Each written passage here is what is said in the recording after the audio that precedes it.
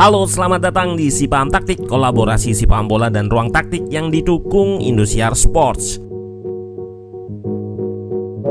Di video kali ini kita akan analisis kemenangan Arema atas kandidat juara Piala Presiden, PSIS Semarang. Singoedan akhirnya bisa mengatasi perlawanan Laskar Maesa Jenar dalam dua pertemuan,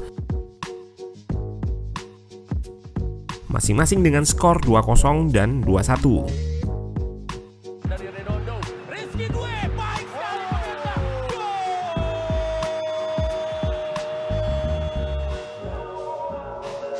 Padahal PSIS adalah salah satu tim paling dominan di Piala Presiden dengan total 16 gol dari 5 laga.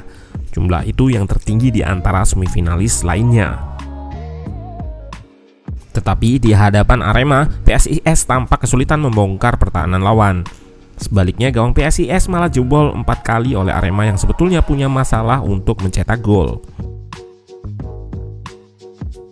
Dari 4 laga sebelum semifinal saja, Arema hanya mampu melesakkan total 2 gol, alias yang paling sedikit di antara semifinalis lainnya.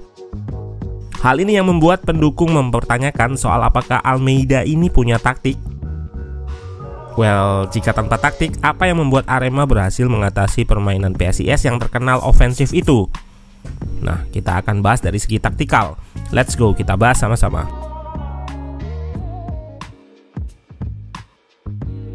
Arema menurunkan formasi yang sama persis, 4-2-3-1 dalam 2 leg.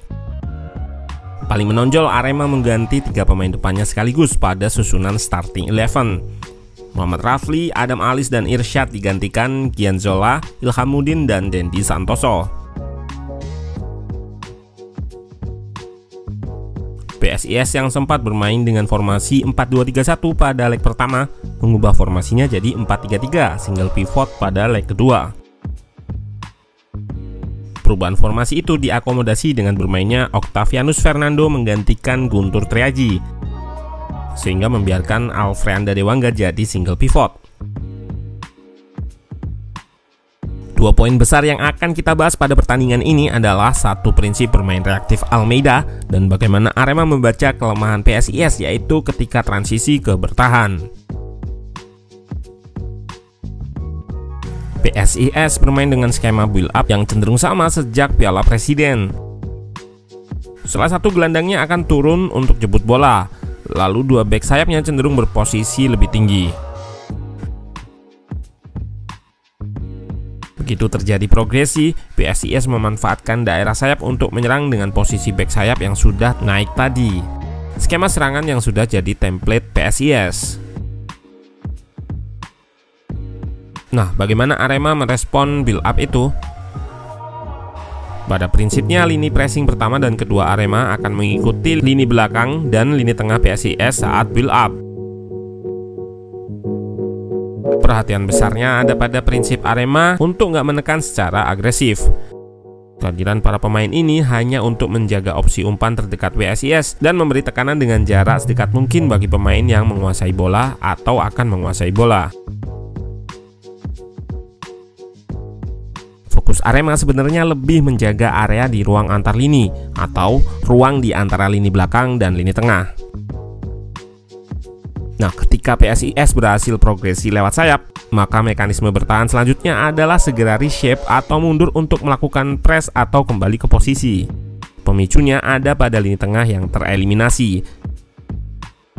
Ketika pemain PSIS berhasil melewati lini tengah atau lini pressing kedua Arema, maka semua pemain Arema akan mundur dan segera membentuk struktur bertahan 4-4 di depan kotak penalti. Objektifnya satu, yaitu segera menjaga ruang di depan kotak penalti atau ruang antar lini tadi dengan struktur 4-4 yang rapat, baik itu secara horizontal dan vertikal, dan segera melakukan man marking jika ada pemain yang memasuki areanya.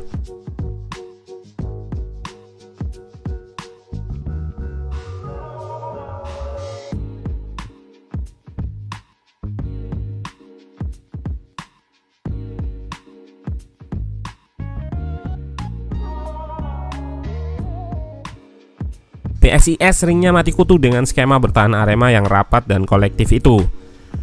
Namun PSIS tetap bisa menciptakan ancaman, khususnya saat leg pertama.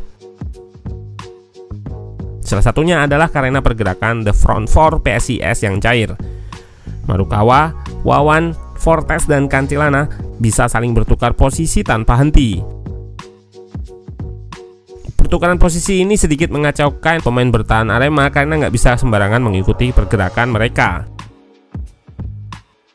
Ini berpotensi membuka ruang atau malah salah koordinasi dengan pemain lain, sehingga PSIS sempat punya peluang emas lewat pergerakan tersebut.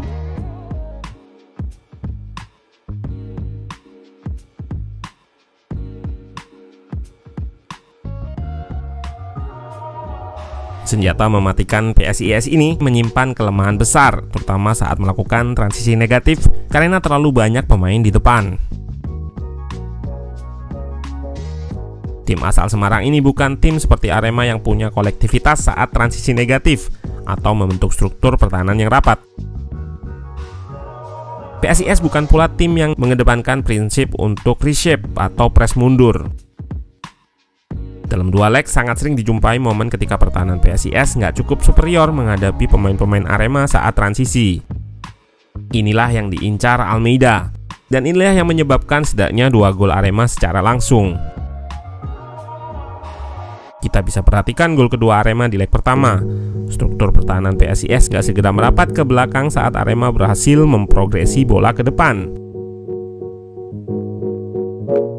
Lini tengahnya sangat kosong, sehingga ketika Dendi bisa melewati Friendly dan memancing Wahyu, Kian Zola jadi punya superioritas posisi karena nggak terjaga.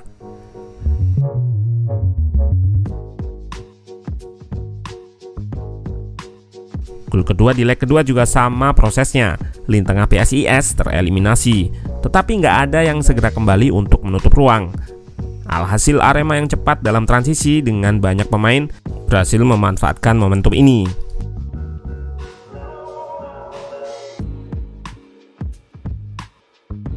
PSIS dan Arema menerapkan gaya permainan yang jauh berbeda. Laskar Mahesa Jenar dengan strategi ofensifnya, sedangkan Arema cenderung reaktif terhadap strategi lawan. Perbedaan besarnya ada pada kemampuan transisi kedua tim. PSIS nggak ditunjang pada determinasi para pemainnya untuk segera turun dan menutup ruang. Sedangkan Arema nampak terlatih dan unggul dalam transisi negatif dan positif. Kedua tim punya potensi untuk menunjukkan tajinya di musim depan. Tinggal bagaimana Arema harus beradaptasi lebih baik melawan tim yang punya gaya main berbeda, dan bagaimana PSIS mengatasi kelemahannya itu jika ingin terus bermain menyerang.